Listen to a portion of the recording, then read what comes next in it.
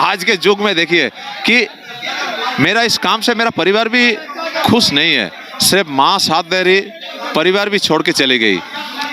उनका गलती नहीं है। अगर मेरा परिवार इस बात को देख रहा तो मैं उनसे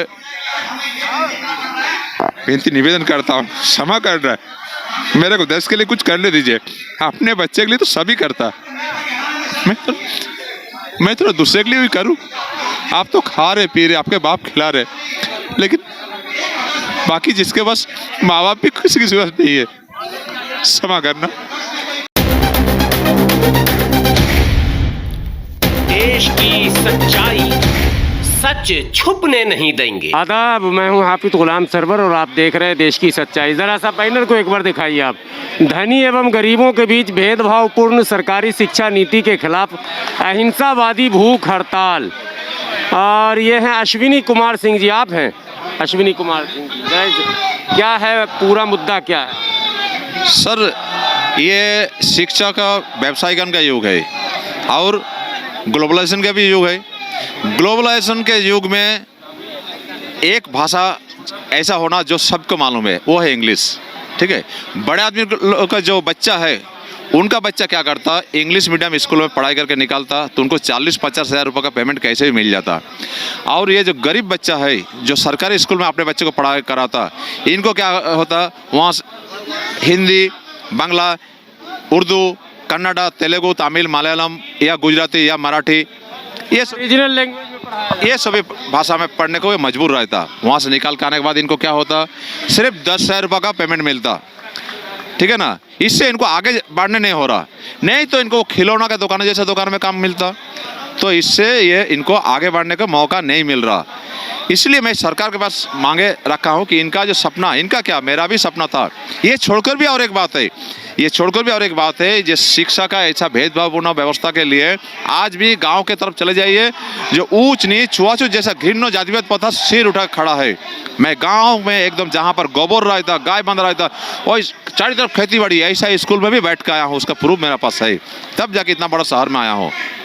ठीक है ना। हाँ, तो ज़्यादा बड़ा बात नहीं करना चाहिए। आपको लगता है कि सरकार को इसमें बड़ा परिवर्तन फेरबदल करना चाहिए? 100%। अगर सरकार हमारे जैसा गरीब, मतलब जो आर्थिक रूप से अक्षम परिवार वालों है, इनके साथ अगर सरकार है, मुंह से बोलने से नहीं तो जरूर उन्नयन करेंगे। और अगर सिर्फ वो धनी व्यक्ति लोगों को सिर्फ उनके लिए है सरकार है, तो हमारे बात को नहीं मानेंगे, उनको आगे बढ़ाएंगे, हमको पीछे ही करेंगे। तभी तो हम निजी स्कूल बंद होना चाहिए। प्राइवेट स्कूल जो चल रहे हैं, बड़े बड़े जो लाखों प्राइवेट स्कूल जो चल रहा है उनको चलने दीजिए, तभी कंपटीशन आएंगे। मैं क्या बोल रहा हूँ, एक फ्री शिक्षा बीमा कार्ड दे दीजिए, वो यूज़ करके वो उसी स्कूल में दाखिला लेंगे। नहीं तो सरकार बोलेंगे मेरे पास इतना बजट नहीं है, बोल रहा इतना मेरे पास बजट नहीं है। दूसरा बोल रहा गांव के तरफ जाइए, उधर इंग्लिश मीडियम स्कूल नहीं है। इसके लिए विकल्प क्या बता रहा हूँ, जो सरकारी स्कूल है, क्योंकि उसमें बराबर सरकार डोनेशन दे रहा, उसी सरकारी स्कूल को हर साल एक कक्षा को इंग्लिश मीडियम में परिवर्तित किया जाए। आज जो शिक्षक लोग हैं उनका भविष्य क्या होंगे, उनको डर लगेंगे। मैं खुल्लम खुल्ला क्लियर बात करता हूँ, छुपा के नहीं रखता हूँ सरकार के जैसा।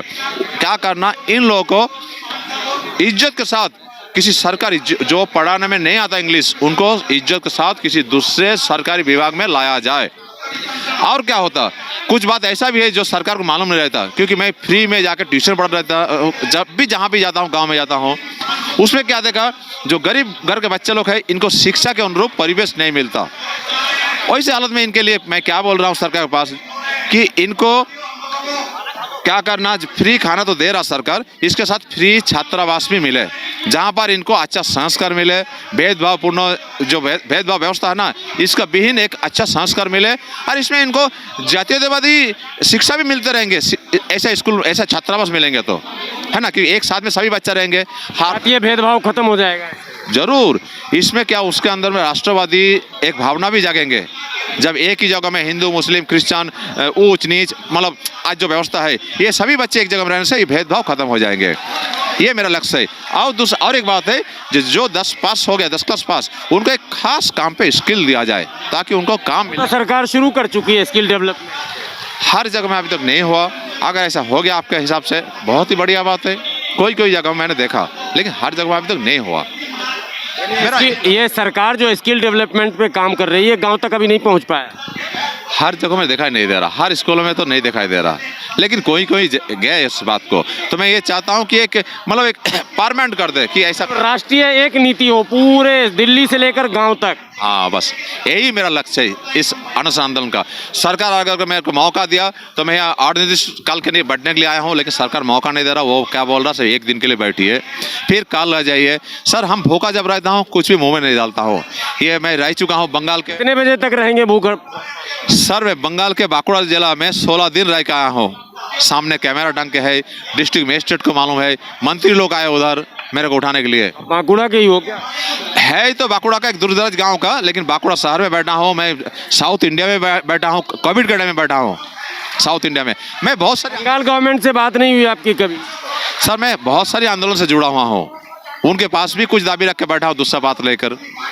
लेकिन क्या एक काम को एक ही टाइम में बोलना अच्छा है ना? का प्रचार नहीं हो रहा, नहीं तो आप भी सेकंड अन्ना हो सकते। सर, बुरा नहीं मानना, उधर का देखा कुछ आदमी लोग आपके ऐसा कोई महान आदमी लोग आए तो मेरा तस्वीर के पास वो टीवी वाले आए और मेरा तस्वीर पास अन्ना जी का तस्वीर लगा के मेरे को उनके साथ कंपेयर करके छवि भी डाला। वो तो उनकी महानता है कि मेरा जैसा सामान्य इंसान को इतना बड़ा बना रहा।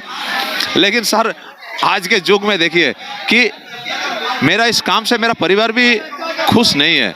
सिर्फ माँ साथ दे रही, परिवार भी छोड़ के चली गई।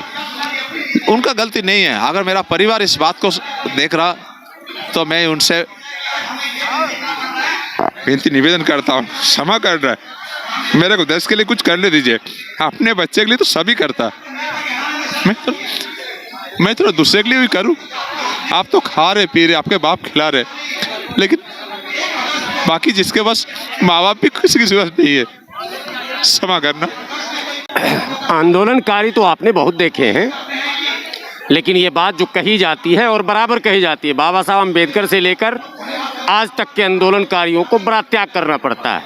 प्रत्यक्ष रूप से ऐसा दिखता है कि लोग कपड़े पहने हुए हैं साफ सुथरे और शायद वो राजनीति में स्थापित करने के लिए अपने आप को इस तरह के मार्ग को चुन रहे हैं, लेकिन सैकड़ों हजारों ऐसे लोग आज भी भारत में हैं जिन्होंने राजनीति को महत्व नहीं दिया। सामाजिक मुद्दे, आम जनों से जुड़े मुद्दे और वो मुद्दे जो देश के भविष्य को बेहतर बना सकते हैं, उन मुद्दों को लेकर सड़क से लेकर सरकार तक सदन तक संघर्ष करते हैं। उसी में एक अभी जो आप जिनका सुन रहे थे अश्विनी कुमार सिंह है, जो बोलते बोलते भावुक हो गए। परिवार जो है वो इस बात की अनुमति नहीं देता है कि आप समाज की बात करें। परिवार सबका ये चाहता है कि बात परिवार की हो, बच्चों की हो और उसी के लिए मेहनत की जाए। लेकिन इसी में शहीद भगत सिंह है, इसी में सुभाष चंद्र बोस है, इसी में खुदीराम बोस है, इसी में बहुत सारे नाम हैं जिन्होंने अपने परिवार को छोड़ा और देश को प्राथमिकता दी। उसी में आज अश्विनी कुमार जी हैं, दिल्ली के संसद मार्ग पर भूख हड़ताल पर बैठे हैं। आज पहला दिन? हाँ सर, पहला दिन है, लेकिन पुलिस दबाव दे रहा। मैंने बोला अगर मैं बैठूंगा मेरे को अरेस्ट कर लीजिए, मैं बाकी का दिन मैं जेल में जाके करूंगा भूख हड़ताल, लेकिन वो लोग रिक्वेस्ट कर रहा बहुत, इसलिए देखे आगे क्या करने का होता। 5 बजे बाद कोई रिटर्न में आपने सरकार को कुछ देने का? हाँ दिया सर, डिस्ट्रिक्ट मजिस्ट्रेट के हाथ से भेजा हूँ। नहीं, यहाँ जब आए हैं तो क्या प्रधानमंत्री को कुछ देंगे? हाँ सर, यही है। प्राइम मिनिस्टर को आज देंगे? ये हाँ, ये शिक्षा मंत्रालय में भेजा हूँ, ये डिस्ट्रिक्ट मजिस्ट्रेट के हाथ से। जहाँ आपको पुलिस प्रेशर देगी कि नहीं आप जो है उपवास तोड़ दीजिए, तो क्या करेंगे आप? आखिरी में मेमोरेंडम देकर चले जाएंगे या यूं ही चले जाएंगे? देखता हूँ सर, 5 बजे बोल पाऊंगा। सोच रहा हूँ अगर जेल जाने से अगर बात पहुँचेगा तो मैं जेल जाने के लिए तैयार हो, नहीं तो ऐसा सिर्फ चुके टाइम पास करके मेरा क्या फायदा।